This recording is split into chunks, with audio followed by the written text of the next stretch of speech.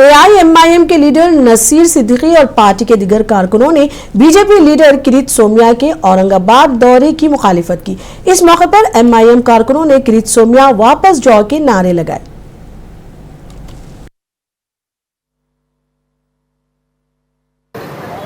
जो अपने मतलब समाज के विचारों पे नहीं चलता, न संविधान पे चल रहा, न विचारों पे चल रहा है, भाजपा के विचारों पे चल रहा है, इसीलिए हर जगह जाता है, मुसलमानों के खिलाफ में भोंकता है, कहीं बांग्लादेशियों के नाम से जो है तो गरीब लोगों को तंग करने का काम करता है।